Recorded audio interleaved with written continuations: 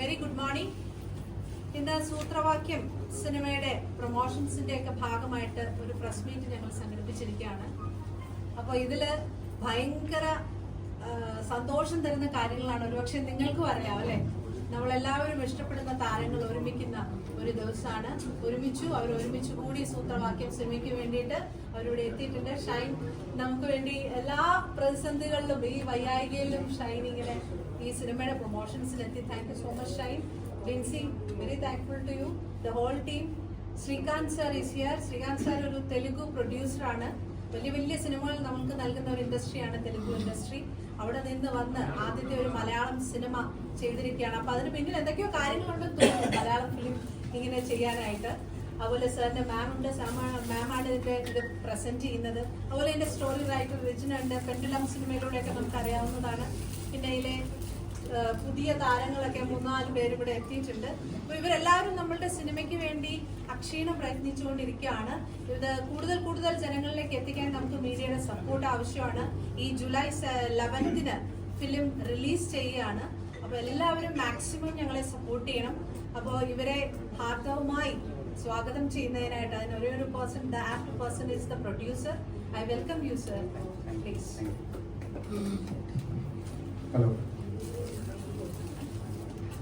Hello. Firstly, I'm very happy to see both, Pardeep and Live Happily. Shine, thank you for coming even when you are hospitalized. And Vinci, thank you for coming here. The one small request I wanted to see, like both of you shake hands. Thank you very much. This is nice. So yeah. Hello, can you hear me now? Yeah. Okay. എല്ലാവർക്കും നമസ്കാരം. എൻ്റെ പേര് ശ്രീകാന്ത്, സൂത്രവാക്യം സിനിമയിൽ actor and producer. ഞാൻ ഈ cinema ഫീൽഡിൽ 5 വർഷമായി പ്രവർത്തിക്കുന്നുണ്ട്. മലയാളം സിനിമയിൽ നല്ല ക്രാഫ്റ്റ് സംഭവമുണ്ട്. ഇന്ത്യൻ സിനിമയിൽ മലയാളം സിനിമക്ക് ഒരു നല്ല സ്പേസ് ഉണ്ട്. എനിക്കത് എക്സ്പീരിയൻസ് ചെയ്യണം എന്ന ആഗ്രഹമുണ്ട്. അതുകൊണ്ടാണ് ഇവിടെ സിനിമ ചെയ്യുന്നത്. ഇത് എൻ്റെ ആദ്യത്തെ മലയാള സിനിമ അനുഭവമാണ്. ഇനി Tollywood, Mollywood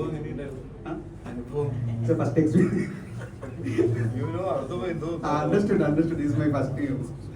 Yeah, it's very. Yeah, I wrote it. In Tollywood, Mollywood, എന്നതും അപ്പുറം ഇന്ത്യൻ സിനിമ എന്ന രീതിയിലേക്ക് വളരുന്നുണ്ട്. നമ്മൾ കൊളാബറേറ്റ് ചെയ്ത് explore ചെയ്തതിനല്ലേ there will be growth, and സൂത്രവാക്യം is such an attempt. Okay, I'll go in English. Okay, lastly, എല്ലാവരും life പേഴ്സണലാണ്. നമുക്ക് പേഴ്സണൽ ലൈഫിലാണ്. പേഴ്സണലായിട്ട് ചോദിക്കാൻ പാടില്ല എന്ന് പറയാൻ പറ്റില്ല അല്ലേ. ഓരോ പടവും ഞങ്ങൾക്ക് എല്ലാവർക്കും ഞങ്ങളുടെ പേഴ്സണലാണ്.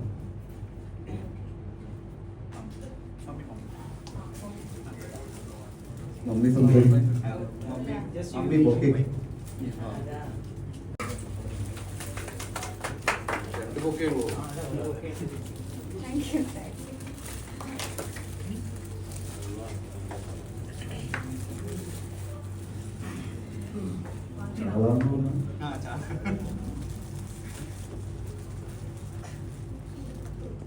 ചോദ്യങ്ങൾ കോൺട്രവേഴ്സി ആയിക്കൊണ്ട് കുഴപ്പമില്ല കേട്ടോ. പറയാതിരുന്നാ മതി.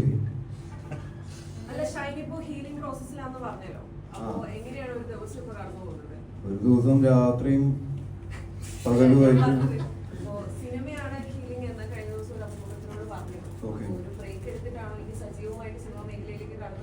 ഇത് സിനിമ മേഖലയല്ല. ഇപ്പൊ ഇവിടെ ബ്രേക്ക് കഴിഞ്ഞാൽ ഇതിന്റെ ഇടയില് ഇപ്പൊ 1 മാസം ഒരു തരത്തിലും ഷൂട്ട് ചെയ്യാൻ പറ്റില്ല. എന്നാലും നമ്മൾ ഇന്റർവ്യൂസ് ഒക്കെ കൊടുക്കുന്നുണ്ട്. ബ്രേക്കായിട്ട് അവരെടുക്കാൻ പറയുന്നുണ്ട്. പക്ഷെ മാക്സിമം ബ്രേക്ക് എടുക്കാതെ മുന്നോട്ട് പോകാനുള്ള പരിപാടിയിലാണ്. ഇപ്പം 21-ാം തീയതി ആയിട്ട് BKBയുടെ പടം തുടങ്ങും. അതിൻ്റെ ഇടയിൽ ഈ പടം റിലീസ്. അപ്പോൾ ഹീലിംഗ് ടൈമിന് കുറച്ചും കൂടി സമയം വേണം. അതുകൊണ്ടാണ് ഇതൊക്കെ ഇട്ടുകൊണ്ട് വന്നിരിക്കുന്നത്. ഈ എല്ല് കൂടിച്ചേരാൻ എടുക്കുന്ന സമയം കുറച്ച് കൂടുതലാണ്. മാംസം കൂടിച്ചേർന്നു സർജറി ചെയ്തതിൻ്റെ. എല്ല് നട്ടും ബോൾട്ടൊക്കെ ഇട്ടിട്ട് ടൈറ്റാനിയം വെച്ചിട്ട് ഇട്ടിരിക്കുക. അപ്പോൾ സ്ലിങ്ങിൽ ഇടണമെന്നാണ് ഡോക്ടർ പറഞ്ഞിട്ടുള്ളത്. അപ്പോൾ നമ്മൾ ഇങ്ങനത്തെ ഒരു സാധനം വെച്ചിട്ട് ചെറിയ എക്സസൈസും ബോഡി ഒക്കെ ആയിട്ട് ഇങ്ങനെ നടക്കും. ആരും എല്ലാവരും സാറെന്നല്ല വിളിക്കും പോലീസ് ആയതുകൊണ്ട്. പിന്നെ വീട്ടിലെ സീക്വൻസുകളൊന്നുമില്ല. അപ്പോൾ ഇതിലെ ക്യാരക്ടർ നെയിം എനിക്ക് 1-2 പ്രാവശ്യം യൂജിനെ വിളിച്ച് ചോദിക്കേണ്ടത് എന്താണ് ക്യാരക്ടർ നെയിം ഇന്റർവ്യൂവിന് മുന്നേ. യൂജിൻ ഇപ്പോൾ നമ്മുടെ കൂടെ ഇവിടെ ഇല്ല, ഹൈദരാബാദിലാണ്. വൈകുന്നേരത്തോടെ ജോയിൻ ചെയ്യും. യൂജിൻ വളരെ കൺട്രോൾ ചെയ്തിട്ടാണ് എന്നെ അഭിനയിപ്പിച്ചിട്ടുള്ളത്. ഇപ്പോൾ ജിൻസി പറയുന്ന പോലെ ഭയങ്കര ഹൈപ്പർ ആയിട്ടുള്ളൊരു ആക്ടിവിറ്റിക്ക് ഉടമയായിരുന്നു ഞാൻ. അത് ആളുകളെ ഹേർട്ട് ചെയ്യാൻ വേണ്ടിയിട്ടല്ല, എന്റർടൈൻ ചെയ്യിപ്പിക്കാനായിട്ടും കൂടിയിട്ടായിരുന്നു. പക്ഷെ പടത്തിൽ അങ്ങനെ യാതൊരുവിധ ഹൈപ്പർ ആക്ടിവിറ്റിയും അല്ലെങ്കിൽ ബിഹേവിയറും ഇല്ലാത്ത ഒരു ക്യാരക്ടറാണ് ക്രിസ്റ്റു സേവിയറിൻ്റെ. ഭയങ്കര മിതമായി സംസാരിക്കുകയും മിതമായിട്ടുള്ള പെരുമാറ്റങ്ങളും മിതമായിട്ടുള്ള ആക്ഷൻസും ഒക്കെയുള്ള, ഷൗട്ട് ചെയ്യാത്ത, ഒരു കണക്ക് സോൾവ് ചെയ്യുന്നത് പോലെ ഒരു അന്വേഷണം സോൾവ് ചെയ്യുന്ന ഒരു ക്യാരക്ടറാണ്. ഇതില് ക്രിസ്റ്റോ പറയുന്നുണ്ട്, ഒരിക്കൽ നമ്മുടെ പുള്ളിയുടെ സഹപ്രവർത്തന മകനൊരു ഡൗട്ട് വന്നു, അത് ക്ലിയർ ചെയ്ത് കൊടുത്തു. അപ്പൊ അവന്റെ കൂട്ടുകാരനെ വിളിച്ചുകൊണ്ട് വന്നു. ഇപ്പൊ ഒരു 10-15 പേരുണ്ട് ഇതിന് മുകളിൽ ഞാൻ ക്ലാസ് എടുക്കുന്നത്. പിന്നെ 10ാം ക്ലാസ്സുകാർക്ക് നമ്മൾ ക്ലാസ് എടുക്കാറില്ല, കാരണം പബ്ലിക്കായിട്ട് പരീക്ഷ എഴുതുന്നതാണല്ലോ. അപ്പൊ അടുത്തുമെല്ലാം വാന്ന് പറഞ്ഞു വിടുന്നുണ്ട് ഒരു പെൺകുട്ടിയെ ചേരാൻ വരുന്നു. നമ്മൾ ഇഷ്ടമുള്ള ജോലി ഇഷ്ടമുള്ള ആളുകൾ ഇഷ്ടമുള്ള രീതിയിൽ ചെയ്യുമ്പോൾ അത് ഇഷ്ടപ്പെടുന്ന ആളുകൾ, അത് ഇഷ്ടപ്പെടാത്ത ആൾക്കാർക്ക് പോലും ചിലപ്പോൾ അത് പെട്ടെന്ന് ഈസി ആയിട്ട് മനസ്സിലാക്കാൻ പറ്റുമായിരിക്കും. ഇഷ്ടപ്പെടാത്ത ജോലി ചെയ്യുന്ന അല്ലെങ്കിൽ ഇഷ്ടപ്പെടാതെ ചെയ്യുന്നവരാണ് കൂടുതലും നമ്മൾ. ഇപ്പോൾ നിങ്ങളിലാണെങ്കിലും നിങ്ങളുടെ ഇടയിലാണെങ്കിലും ഈ താല്പര്യമില്ലാതെ ജോലി ചെയ്യുന്ന ഒരുപാട് പേരുണ്ട്, അല്ലെങ്കിൽ ഇഷ്ടപ്പെട്ട മേഖലയിൽ എത്തിപ്പെടാൻ പറ്റാത്തവർ. ഇപ്പോൾ നമ്മളൊക്കെ ഭാഗ്യം കൊണ്ട് ഇഷ്ടപ്പെട്ട മേഖലയിൽ ഇപ്പോൾ വർക്ക് ചെയ്യാൻ പറ്റുന്നുണ്ട്. അങ്ങനെ പറ്റാത്ത ഒരുപാട് പേരുണ്ട്. ആ ഇഷ്ടപ്പെട്ട മേഖലയിൽ വർക്ക് ചെയ്യുന്ന സമയത്ത് അത് പെട്ടെന്ന് ആൾക്കാർക്ക് മനസ്സിലാവും, അല്ലെങ്കിൽ ആൾക്കാരുമായിട്ട് കമ്മ്യൂണിക്കേറ്റ് ചെയ്യാൻ പറ്റും. അത് വിദ്യാഭ്യാസത്തിലും അതെ. ഒരു അധ്യാപകൻ ആകേണ്ട ആളാണ് അധ്യാപകനാകേണ്ടത്, പോലീസ്. ആരാ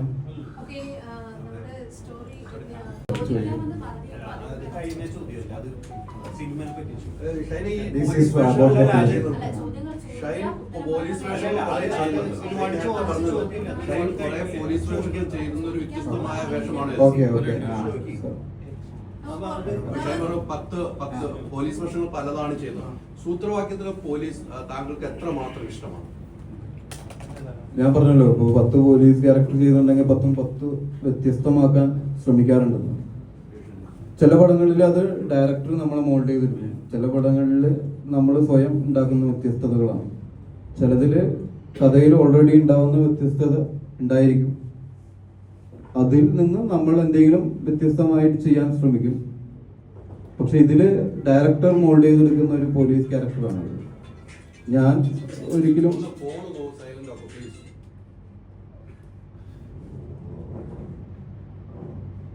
ഇപ്പൊ എന്റെ സ്വഭാവം നിങ്ങൾക്ക്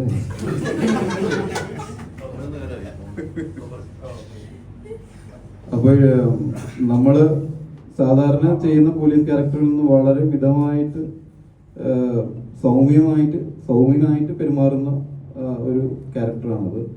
ഞാൻ ഉണ്ടയിൽ ചെയ്തിരുന്ന കുറച്ച് അഗ്രസീവായിട്ടുള്ളൊരു ഛത്തീസ്ഗഡിലേക്കൊക്കെ പോകുന്ന പോലീസ് ക്യാമ്പിൽ നിന്ന് പോകുന്ന പോലീസുകാരനായിരുന്നു.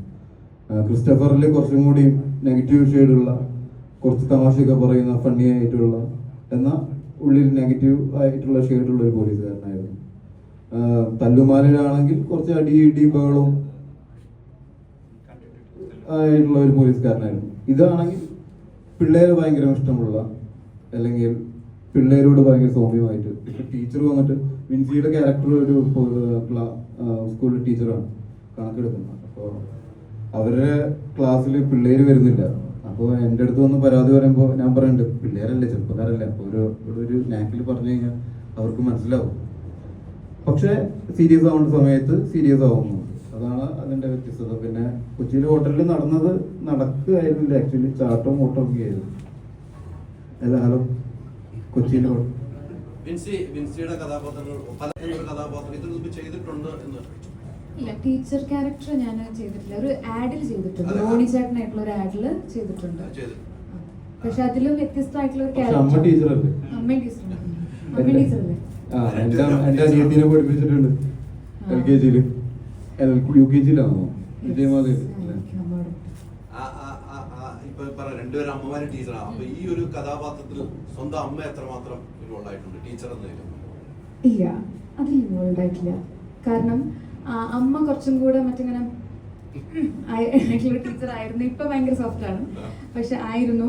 പക്ഷെ ഈ ടീച്ചർ അങ്ങനത്തെ അല്ല. ഈ ടീച്ചർക്ക് കുറച്ച് ക്ലാസ്സിൽ കുട്ടികൾ കയറുന്നില്ല, മര്യാദയ്ക്ക് പഠിപ്പിച്ചിട്ടും കയറുന്നില്ല.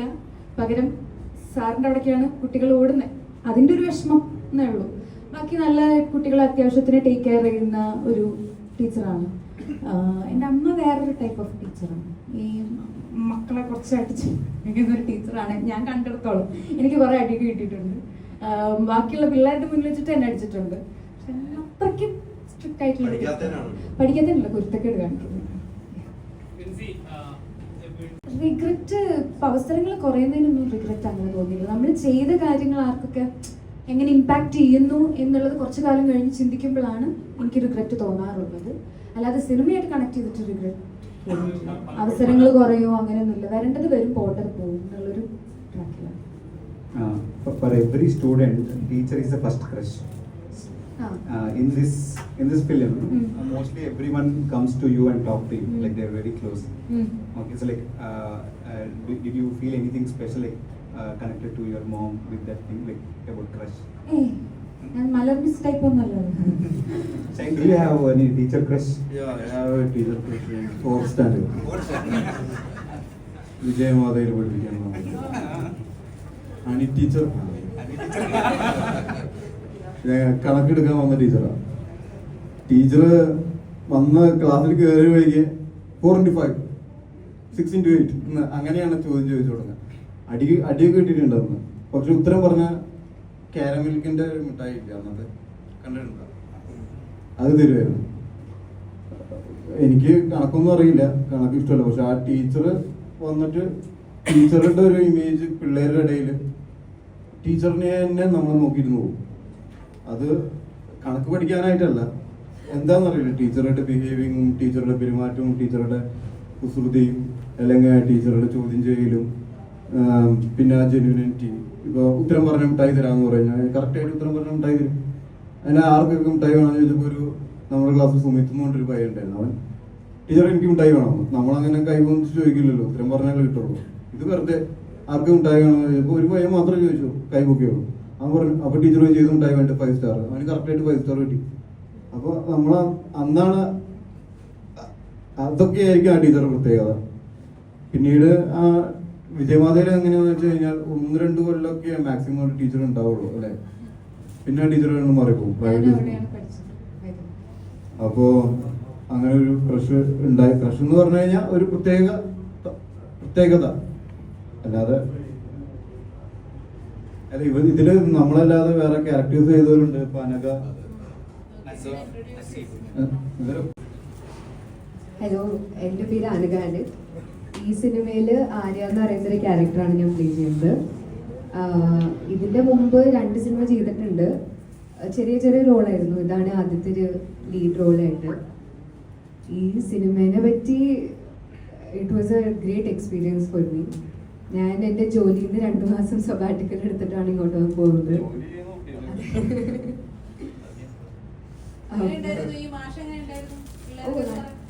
എപ്പോഴും ഇങ്ങനെ തമാശ പറഞ്ഞുകൊണ്ടിരിക്കും. നല്ല എന്റർടൈൻമെന്റ് ആയിരുന്നു. അപ്പയ്ക്കും നല്ല എന്റർടൈൻമെന്റ് ആയിരുന്നു. അപ്പ സെറ്റിലോട്ട് വന്ന് ഇങ്ങനെ ചിരിച്ചുകൊണ്ടിരിക്കും.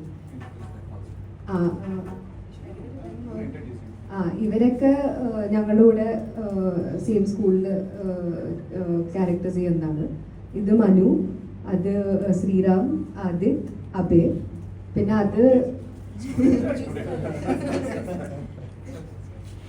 അത് നസീഫ് ഓപ്പോസിറ്റ് ആയിട്ടുള്ള character. Rajesh is a backlog student.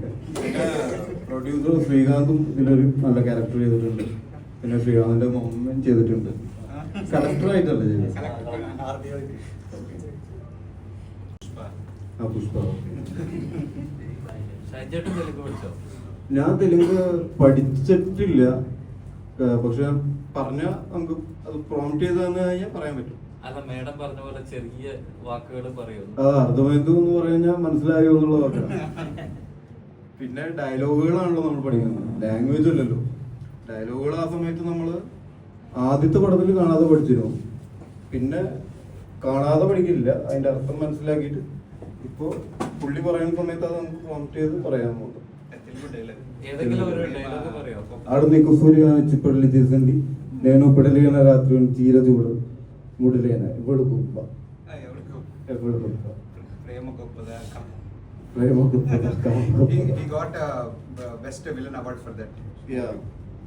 വില്ലനുള്ള അവാർഡാണ് എല്ലാ കൊല്ലം കിട്ടാറുള്ളത്. Best actor award actually. ഇതൊരു പ്രൊഡക്ഷൻ തെലുങ്കിലൂടെ വന്നിട്ട് ചെയ്യുന്നത് ആദ്യമായിട്ടാണ്. ഇൻഡിപെൻഡന്റ് ആയിട്ട് Yeah. അസോസിയേറ്റ് ചെയ്ത് വരാറുണ്ട്. ഇൻഡിപെൻഡന്റ് ആയിട്ട് ചെയ്യുന്നത് ആദ്യമായിട്ടാണ്. പിന്നെ തെലുങ്കിൽ നിന്നുള്ള ഒരു പ്രൊഡ്യൂസർ തന്നെയാണ് ഏഞ്ചൽ 16 എന്ന് പറഞ്ഞ പടം ചെയ്തത്. അതിന്റെ ഡാഡി കോ പ്രൊഡ്യൂസർ ആയിരുന്നു. അതും തെലുങ്കിൽ തന്നെയാണ്. കാരണം തെലുങ്കില് വളരെ ബിഗ് ബഡ്ജറ്റ് പടങ്ങളാണ് സാധാരണ ഉണ്ടാവാറ്. അപ്പോൾ അവർക്ക് എല്ലാ പ്രൊഡക്ഷനും ബിഗ് ബഡ്ജറ്റ് പടങ്ങൾ ചെയ്യാൻ പറ്റാറില്ല, പറ്റുന്ന അവസ്ഥയിലല്ല. അപ്പോൾ മലയാളത്തിൽ താരതമ്യേന ബഡ്ജറ്റ് കുറഞ്ഞ പടങ്ങൾ അവർക്ക് നല്ല രീതിയിൽ ചെയ്യാൻ പറ്റും. അതുകൊണ്ടാണ് അല്ലേ വൈ യു കമ്മിങ്. ബഡ്ജറ്റ് അല്ലേ, good actors, good craft. Technically Telugu movies is very high. ഞാൻ പറയുകയാണെങ്കിൽ ഹിന്ദി പടങ്ങളെക്കാളും ടെക്നിക്കലി അവർ വളരെയധികം മുന്നിൽ നിൽക്കുന്ന രീതിയിലാണ്. നമ്മൾ ബഡ്ജറ്റ് രീതിയിൽ നമ്മളുടെ ഇടയിലുള്ള ആളുകളുടെ കഥ പറയും, അവര് വലിയ വലിയ കഥകൾ പറയും. അത് നമ്മുടെ ബഡ്ജറ്റും കൂടി നോക്കിയിട്ടാണ് നമ്മൾ ചെയ്യുന്നത്. പിന്നെ ആക്ടേഴ്സ് എന്നുള്ള രീതിയിൽ ആദ്യം മുതൽ മലയാളത്തിൽ ആക്ടേഴ്സിനെ കോൺസെൻട്രേറ്റ് ചെയ്ത് പോകുന്ന രീതിയാണ് കൂടുതൽ. അവർ ടെക്നിക്കലാണ് കൂടുതൽ ഫോക്കസ് ചെയ്യുന്നത്. Who you like in Telugu? Balkrishna, Nani. You work with both of them. I like Balakrishna. ബാലായി സാറാണ് നമ്മളോട് കൂടുതൽ സംസാരിച്ചിട്ടുള്ളത്. ഞാനിയൊക്കെ ഭയങ്കര റിസേർവ്ഡ് ആയിട്ടുള്ള ആക്ടേഴ്സ് ആണ്. അതല്ലെങ്കിൽ അധികം സംസാരം ഇല്ല. അവർ കുറച്ചും കൂടി ക്യാരക്ടറായിട്ട് ഇരിക്കുന്ന സമയത്ത് അങ്ങനെ തന്നെ ഇരിക്കാൻ നോക്കും, കൂടുതൽ സംസാരങ്ങളിലേക്ക് വരില്ല. പക്ഷെ ബാലായി സാറ് ഈ പറഞ്ഞ പോലെ ഷോട്ട് കഴിഞ്ഞാൽ അവിടെ തന്നെ ഇരുന്ന് നമ്മളായിട്ട് സംസാരിക്കും. അച്ഛൻ്റെ കാലം മുതലുള്ള കഥകൾ പറയും. അച്ഛൻ്റെ മുതൽ പുള്ളിയുടെ മകൻ്റെ കഥകൾ വരെ നമ്മുടെ അടുത്ത് കമ്മ്യൂണിക്കേറ്റ് ചെയ്യും. Your name in Telugu is Junior Balkrishna. You know that for the energy you have. പക്ഷെ ചാക്കോ ഗാരു എന്നാണ് വിളിക്കുക എല്ലാവരും. ചാക്കോ ഗാരു. എന്നാ പറയാം, ഇത് നടപ്പിലാകത്തില്ല. ആർക്ക് ഇത് വേണമെങ്കിലും പറഞ്ഞോട്ടെ, ഇവിടെ എന്ത് ആവാം എന്നൊരു രീതിയിലേക്കുള്ള ഒരു സിസ്റ്റം ഉണ്ടല്ലോ. അപ്പം കലാകാരനായിട്ടും അതിൽ ഇങ്ങനെ ലോക്കായിപ്പെടുന്ന ഒരു അവസ്ഥയുണ്ടല്ലോ. ശരിക്കും ഒരു ആർട്ടിസ്റ്റ് എന്നല്ലേ താങ്കൾക്ക് എപ്പോഴാണ് താല്പര്യം? എന്തിന്റെ കാര്യം? ജാനകി വേദ സ്റ്റേറ്റൊക്കെയുള്ള ആ സിനിമയിലെ ജാനകി എന്ന പേര് കാരണം സിനിമ വെളിയിലോട്ട് ഇറങ്ങുന്നില്ല, സെൻസർ ബോർഡ് അത് തടഞ്ഞു വെച്ചിരിക്കുകയാണ്. അവരോടല്ലേ, സെൻസർ ബോർഡിനോടല്ലേ ചോദിക്കേണ്ടത്? അതെ, അപ്പൊ ഞാൻ എനിക്കത് ഇപ്പം ഒരു സിനിമ എന്ത് കാണണം എങ്ങനെ കാണണം എന്ന് തീരുമാനിക്കുന്നത് ഒരു ഒന്നോ രണ്ടോ പേരല്ലല്ലോ. ഒരു തിയേറ്റർ അല്ലെങ്കിൽ OTT പോലത്തെ പ്ലാറ്റ്ഫോംസിലൂടെ എല്ലാ സിനിമകളും കാണുന്നതാണ്. അപ്പോൾ ഒരു പേരിന്റെ പേരിൽ, ഒരു മതത്തിന്റെ പേരിൽ അല്ലെങ്കിൽ ഇങ്ങനെ ഒരു പേരുണ്ട് അതുകൊണ്ട് ഈ സിനിമ വെളിയിൽ വിടരുത്, അല്ലെങ്കിൽ പേര് ജാനകി എന്നുള്ള പേര് ഏത് മതത്തിന്റെ പേരിലാണ്? സീതയുടെ പേരില്ല. അതാരാ പറഞ്ഞു? അത് ഒരു സംസ്കാരമല്ലേ, ഒരു നാടിലത്തെ ഒരു വ്യക്തിയുടെ പേരായിരുന്നില്ലേ അത്. ഈ സീത ഹിന്ദു ആണെന്ന് പറഞ്ഞിട്ടുണ്ടോ എവിടെയെങ്കിലും? അല്ലെങ്കിൽ ജാനകി ഹിന്ദു ആണെന്ന് പറഞ്ഞിട്ടുണ്ടോ? ഈ ഇന്ത്യയിലുള്ള അല്ലെങ്കിൽ ഈ പ്രദേശത്തുള്ള ക്യാരക്ടർ അല്ലേ, അല്ലെങ്കിൽ ഒരു വൈഫ് ഓഫ് രാമ.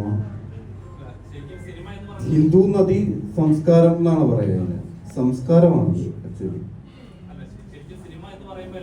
ജാതി മത വർഗ നിറ വ്യത്യാസമില്ലാതെ പറയേണ്ട കാര്യങ്ങൾ പറയാനായിട്ടുള്ള ഒരു കലാരൂപമാണ് സിനിമ. അപ്പൊ അതിന് പോലും ഇങ്ങനെ ഒരു വിലക്ക് വരുമ്പോ എല്ലാ മാധ്യമങ്ങളിലും ചർച്ചയായിരുന്നു. അപ്പൊ ഇപ്പോ ഷൈൻ ടോം ചാക്കോയെ മിക്സ് ഇലക്ഷൻസ് തമ്മിൽ എന്തെങ്കിലും തരത്തിലുള്ള പ്രശ്നങ്ങൾ ഇപ്പോഴുണ്ടോ? ഞങ്ങൾ കണ്ടിട്ട് എന്തെങ്കിലും പ്രശ്നങ്ങൾ പോലെ തോന്നുന്നുണ്ടോ? കണ്ടിട്ട് തോന്നില്ല. അപ്പൊ പ്രശ്നമൊന്നും ഉണ്ടാവില്ല. വിൻസിയോ? ഇല്ല, അന്നത്തെ ഇഷ്യൂ എല്ലാവർക്കും അറിയാം. ഞാനത് അഡ്രസ് ചെയ്തത്. അത് കുഴപ്പമില്ല. അപ്പോൾ ഇതിൻ്റെ ഒരു കാര്യം പറയുകയാണെങ്കിൽ എനിക്ക് എന്തുകൊണ്ട് അതങ്ങനെ മൂവ് ചെയ്യേണ്ടി വന്നു എന്നുള്ളതിൻ്റെ ഒരു ചെറിയൊരു കാര്യം. ഇപ്പം ഷൈൻ ചേട്ടൻ സിനിമയിലോട്ട് വരുന്നത് കമൽ സാറിൻ്റെ അല്ലേ, അല്ല കമൽ സാർ ത്രൂ അല്ലേ. അതേപോലെ ഒരു കാലത്ത് ഞാൻ +2 പഠിക്കുന്ന സമയത്ത് വിജയമാത സ്കൂളിൻ്റെ മുന്നിൽ എനിക്ക് ആദ്യമായിട്ട് എനിക്ക് അഭിനയിക്കണം എന്ന് പറഞ്ഞ ഒരു ആർട്ടിസ്റ്റ്, മുന്നിൽ കണ്ട് പറയുന്ന ഒരു ആർട്ടിസ്റ്റ് ഷൈൻ ചേട്ടനാണ്. അങ്ങനത്തെ ഒരു സ്റ്റോറി ഉണ്ട്, ആർക്കും അറിയില്ല. അപ്പോൾ എൻ്റെ മുന്നിൽ വന്ന് നിൽക്കുന്ന ഒരു ആദ്യത്തെ ഒരു ആർട്ടിസ്റ്റാണ്. ആൻഡ് യെസ്, അപ്പം അത് നമ്മൾ പേഴ്സണലി ഞങ്ങളൊരു ഇടവകക്കാരൊക്കെയാണ്. അപ്പോൾ നമുക്കത് ഒരു സ്പെഷ്യലായിരിക്കും, പേഴ്സൺ എന്ന് പറയുന്നത് സ്പെഷ്യലായിരിക്കും. പിന്നെ പോകെ അദ്ദേഹത്തിൻ്റെ ഉയർച്ചകളും കാര്യങ്ങളൊക്കെ നമ്മളെ ഭയങ്കരമായിട്ട് ഒരു ആർട്ടിസ്റ്റ് എന്ന നിലയ്ക്കും മുന്നോട്ട് പോകുമ്പോൾ ഭയങ്കരമായിട്ട് ഇൻഫ്ലുവൻസ് ചെയ്തിട്ടുണ്ട്. ഞാൻ ഓരോ സ്റ്റേജിൽ മുന്നോട്ട് പോകുമ്പോഴും അത് ഇൻഫ്ലുവൻസ് ചെയ്തിട്ടുണ്ട്. അന്ന് അദ്ദേഹം ചെയ്ത അന്നയും റസൂലൊക്കെ ചെയ്തിരിക്കുന്ന സമയമാണ് എൻ്റെ ഓർമ്മയിൽ എന്നോട് സംസാരിച്ചിട്ടുള്ളത്. അപ്പം ആഫ്റ്റർ ദാറ്റ് കുറേ കാലങ്ങൾക്ക് ശേഷം പല ഇൻ്റർവ്യൂസൊക്കെ കാണുമ്പോഴും ഒരിത്തിരി ഒരു ഹൈപ്പർ പരിപാടി കാണുമ്പോഴും എന്നോട് ഞാൻ പലരുടെയും വാച്ച് ചെയ്യാറുണ്ട്. ഇപ്പോൾ ഐശ്വര്യലക്ഷ്മിയൊക്കെ പറഞ്ഞു കേട്ടിട്ടുണ്ട്, ഷൈൻ എന്ന് പറയുന്നത് ഇൻ പേഴ്സൺ അങ്ങനെയല്ല എന്നുള്ളൊരിതുണ്ട്. അപ്പോൾ നമ്മൾ മൂവി ചെയ്യാൻ ഞാനൊരു തീരുമാനം എടുക്കുമ്പോഴും എനിക്ക് ആ ഒരു കുറേ കാലത്തിന് ശേഷം നമ്മളുടെ ഒരു നാട്ടുകാരൻ്റെ ഒപ്പം അല്ലെങ്കിൽ ഞാൻ അഡ്മയർ ചെയ്യുന്ന ഒരു ആർട്ടിസ്റ്റിൻ്റെ ഒപ്പം ഞാൻ അത് ആ സ്പേസ് ചെയ്യുവാണ് എന്നുള്ളൊരു ഫീലിംഗ് എനിക്കുണ്ടായിരുന്നു. And we did it. അടിപൊളിയായിരുന്നു. ഒരു കാര്യത്തിൽ എനിക്ക് ഒരു തരത്തിലും ഇതുവരെയും ഒരു മാറ്റമില്ലാത്തൊരു കാര്യം വെച്ചാൽ അടിപൊളി പെർഫോമറാണ്. ഒരു വ്യക്തി എന്ന നിലയ്ക്ക് എനിക്ക് പേഴ്സണലി അറിയില്ല. പിന്നെ ഒരു സ്പേസിലുണ്ടായ ഒരു അനുഭവം എനിക്കത്ര ഞാൻ നോക്കിക്കണ്ട ഒരാളിൽ നിന്ന് വരുന്ന ഒരു ചെറിയൊരു മനഃപൂർവ്വമായിരിക്കില്ല മേ ബി, പക്ഷേ നമ്മൾ സംസാരിച്ചതാണ്. പക്ഷെ ഞാനത് എക്സ്പെക്ട് ചെയ്തില്ല. ഞാനും അങ്ങനെ എക്സെപ്റ്റ് ചെയ്തില്ല. അപ്പോ അത് കേട്ടാവും. കാരണം നമ്മൾ ഓരോ നിമിഷവും മൂവിയിലും മാത്രമല്ല ആളുകളെ എന്റർടൈൻ ചെയ്യിപ്പിക്കാനായിട്ടുള്ള ഫൺ രീതിയിലുള്ള സംസാരങ്ങൾ ചിലപ്പോൾ ലൂസ് ടോക്ക് പോലെ മറ്റുള്ളവരെ ഹേർട്ട് ചെയ്യുന്നത് നമ്മൾ പലപ്പോഴും അറിയാറില്ല. എല്ലാവരും ഒരേപോലെ അല്ലല്ലോ ഇപ്പോൾ കാണുന്നതും, അല്ലെങ്കിൽ ഒരു ആശയങ്ങളും ഒന്നും എല്ലാം വ്യത്യസ്തമാണ് എല്ലാവർക്കും. അപ്പോൾ അതിലുള്ള വ്യത്യസ്തത നമ്മൾ അല്ലെങ്കിൽ അതേപോലെ ഒരു കാര്യം കേൾക്കുമ്പോഴും 5 പേരും 5 രീതിയിലാണ് എടുക്കുന്നത്. എല്ലാവർക്കും അത് എൻജോയബിൾ ആയിരിക്കില്ല. അത് പലപ്പോഴും എനിക്ക് മനസ്സിലായിരുന്നില്ല. അങ്ങനെ എൻ്റെ ഭാഗത്ത് എന്തെങ്കിലും ഹേർട്ടായിട്ടുണ്ടെങ്കിൽ സോറി. എനിക്ക് പറയാൻ ഇതൊക്കെ പേഴ്സണലി പറയേണ്ട കാര്യമാണ്. മീഡിയസിന് മുന്നിൽ ഇങ്ങനെ വന്നിരുന്ന് പറയേണ്ട കാര്യമല്ല എന്ന് തോന്നുന്നു. അല്ല, ഇപ്പൊ നമ്മള് അങ്ങനെയാണെങ്കിൽ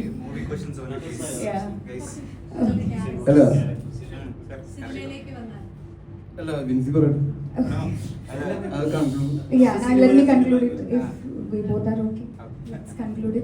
ഇത്രയും ഒരു കോൺട്രവേഴ്സ്യൽ ആയിട്ടുള്ള ഒരു വിഷയമായിരുന്നു. അപ്പം എനിക്ക് ഒരൊറ്റ കാര്യമുള്ളത് ഉണ്ടായിരുന്നത്, ഇപ്പം ക്യൂ സ്റ്റുഡിയോയിൽ തന്നെ ചേട്ടൻ പറയുന്നുണ്ട്, കാര്യങ്ങൾ അഡ്മിറ്റ് ചെയ്യുന്നുണ്ട്. ആൻഡ് ആ മാറ്റത്തിൽ എനിക്ക് വേറെ എന്തുകൊണ്ടാണ് പിന്നെ ഹോൾഡ് ബാക്ക് ചെയ്യുന്നത്, അല്ലെങ്കിൽ ഒന്നിൻ്റെയും പിടിച്ചു വെക്കേണ്ട ഒരു ആവശ്യമുണ്ടെന്ന് എനിക്ക് തോന്നുന്നില്ല. ആ മാറ്റം എന്ന് പറയുന്നത് ഇദ്ദേഹം എന്ന് പറയുന്ന വ്യക്തിയോട് അത്രയും റെസ്പെക്റ്റ് ആണ് എനിക്കിപ്പോൾ ഫീൽ ചെയ്യുന്നത്. അത് ഞാനും അത്ര പെർഫെക്റ്റ് ആയിട്ടുള്ളൊരു പേഴ്സൺ ഒന്നുമല്ല, but I respect that. And എനിക്കത് അത്രേ എനിക്ക് പറയാനുള്ളൂ. അല്ല, ഞാൻ വിചാരിക്കുന്നത് എപ്പോഴും മാറ്റം ഉണ്ടാവേണ്ടത് നമ്മളിലാണ്, എന്നിൽ നിന്നാണ്, അല്ലെങ്കിൽ നമ്മളിൽ നിന്നാണ് മാറ്റങ്ങൾ ഉണ്ടാവുന്നത്. നമ്മൾ ക്ലിയർ ചെയ്തിട്ട് എന്തെങ്കിലും മുന്നോട്ട് പോകാനുണ്ടെങ്കിൽ അത് ക്ലിയർ ചെയ്ത് മുന്നോട്ട് പോകാൻ നമുക്ക് അവസരം തന്നിട്ടുണ്ട് ഈ ജീവിതത്തിൽ. ആ അവസരം കിട്ടുന്ന സമയത്ത് നമ്മളത് ഉപയോഗിക്കുക. ആൻഡ് ഈ ഒരു കോൺട്രവേഴ്സി കാരണം എനിക്ക് ഫാമിലീനെ കുറേ ഡ്രാഗ് ചെയ്തു എന്നുള്ളൊരു ഫീലിംഗ് എപ്പോഴും ഉണ്ട്. അതൊരു ഗിൽറ്റായിട്ട് എൻ്റെ മനസ്സിലുണ്ട്. എനിക്കത് ഒരിക്കലും ടേക്ക് ബാക്ക് ചെയ്യാൻ പറ്റില്ല. ആ ഗിൽറ്റ് എപ്പോഴും ഉണ്ടാവും. അത് പ്രശ്നമൊന്നുമില്ല, അവർക്ക് പറഞ്ഞാൽ മനസ്സിലാവും. കാരണം അവർക്കും നമ്മളെ പോലെ അല്ലെങ്കിൽ പെൺമക്കളുള്ളതല്ലേ. അപ്പോൾ എന്താണ് ഒരു പെൺകുട്ടിക്ക് കേട്ടാണോ, എന്താണ് ഒരു ആൺകുട്ടിക്ക് കേട്ടാണോ എന്നുള്ളവർക്ക് മനസ്സിലാക്കാൻ പറ്റും. Shine, our trailer is trending in top 10 India. Like, what do you feel about it? Trending top 10 നല്ലതാണ്. അതൊക്കെ കറക്റ്റ് ആയിട്ടുള്ള കാര്യം തന്നെയാണ്. നിങ്ങളെല്ലാവരും ട്രെയിലർ കണ്ടിരുന്നോ? അതില് യൂജിൻ ചെറുമലല്ലേ? യൂജിൻ ജോസ് ചെറുമലിന്റെ മകനാണ് യൂജിൻ, നാടകക്കാരൻ. സ്വന്തമായിട്ട് നാടകങ്ങൾ എഴുതുകയും ചെയ്യുകയും ചെയ്തിരുന്ന വ്യത്യസ്തനായ ഒരു വ്യക്തിയാണ് ജോസ് ചെറുമൽ. യൂജിൻ ഇങ്ങനത്തെ ഒരു സംഭവം എന്ന് പറയുന്ന സമയത്ത് എനിക്കിതിന്റെ ഏറ്റവും അട്രാക്റ്റീവ് ഈ പ്രശ്നങ്ങളൊന്നും തീരുന്നില്ല. നിങ്ങൾ വെറുതെ ഒരു കോൺട്രവേഴ്സി ഉണ്ടാക്കാനായിട്ട് ചോദിക്കേണ്ടതാണ്. അല്ലെങ്കിൽ എനിക്കിതിൽ വല്ല അധികാരം ഉണ്ടെങ്കിൽ ഞാൻ എന്തെങ്കിലും ഉത്തരം പറഞ്ഞിട്ട് കാര്യമില്ലെന്ന് വിചാരിക്കാം.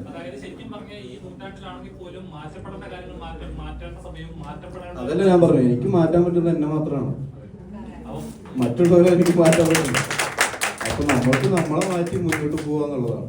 കാര്യങ്ങള് നമ്മൾക്ക് എല്ലാവർക്കും പറഞ്ഞാലും പറയാതെയും മനസ്സിലാവേണ്ട ആൾക്കാരാണ് അല്ലേ? നിങ്ങൾ തന്നെ ആദ്യം പറഞ്ഞു എന്നെ ഇങ്ങനെ കാണാനാണ് താല്പര്യം. അപ്പൊ ആളുകൾ അങ്ങോട്ടും ഇങ്ങോട്ടും തർക്കത്തിലാവുന്നതും അതിന്റെ പേരിൽ തല്ലാവുന്നതും ഒക്കെ ഉണ്ടാക്കാതിരിക്കല്ലേ വേണ്ടത് ആക്ച്വലി. അതായത് കോൺട്രവേഴ്സികൾ ഉണ്ടാക്കി ആളുകളെ തമ്മിലടിപ്പിക്കാതിരിക്കുക എന്നുള്ളതും കൂടി ചെയ്യണം. നമ്മൾ ഒരു കാര്യം സംസാരിക്കേണ്ടതാണെങ്കിൽ സംസാരിക്കാതിരിക്കാൻ ശ്രമിക്കുക. ചില കാര്യങ്ങൾ അടക്കി സംസാരിക്കേണ്ടതുണ്ട്, അല്ലെങ്കിൽ അത് ചിലപ്പോൾ വരും തലമുറയ്ക്ക് പോലും കൺഫ്യൂഷൻസ് ഉണ്ടാകും ഇങ്ങനത്തെ സംസാരങ്ങൾ.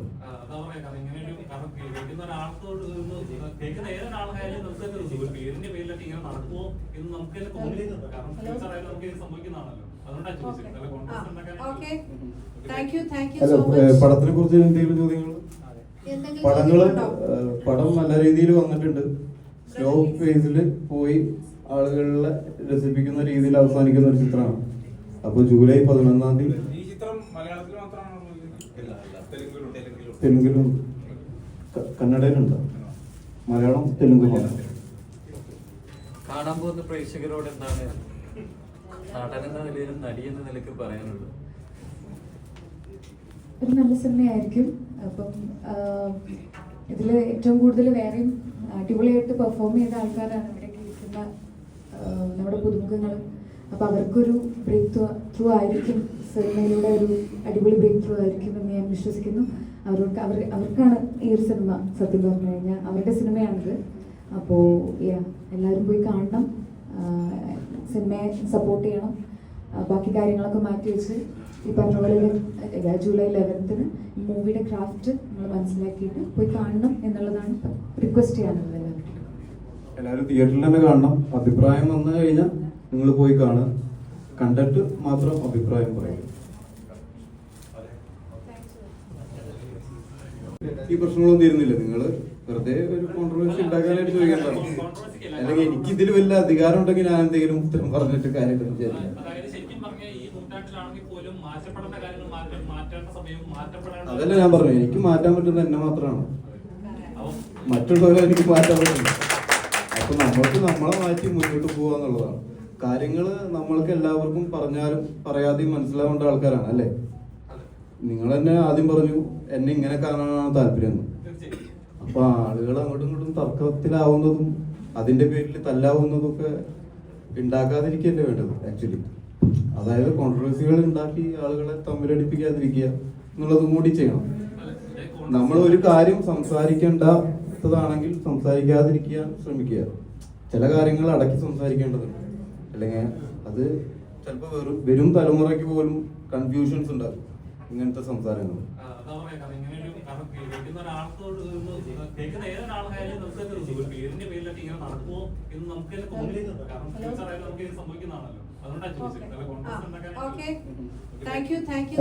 പടത്തിനെ കുറിച്ച് എന്തെങ്കിലും ചോദ്യങ്ങൾ?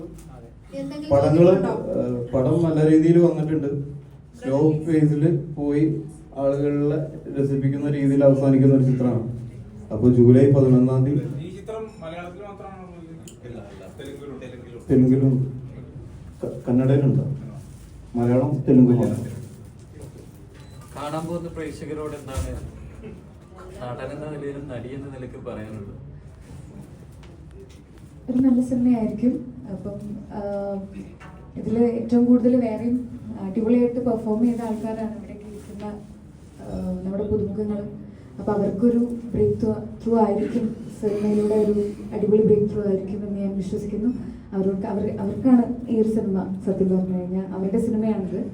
അപ്പോൾ എല്ലാവരും പോയി കാണണം, സിനിമയെ സപ്പോർട്ട് ചെയ്യണം. ബാക്കി കാര്യങ്ങളൊക്കെ മാറ്റി വെച്ച് ഈ പറഞ്ഞ പോലെ ജൂലൈ 11 മൂവിയുടെ ക്രാഫ്റ്റ് നമ്മൾ മനസ്സിലാക്കിയിട്ട് പോയി കാണണം എന്നുള്ളതാണ് റിക്വസ്റ്റ് ചെയ്യാനുള്ളത് എല്ലാവരും. എല്ലാവരും തിയേറ്ററിൽ തന്നെ കാണണം. അഭിപ്രായം വന്നു കഴിഞ്ഞാൽ നിങ്ങൾ പോയി കാണുക, കണ്ടിട്ട് മാത്രം അഭിപ്രായം പറയുക.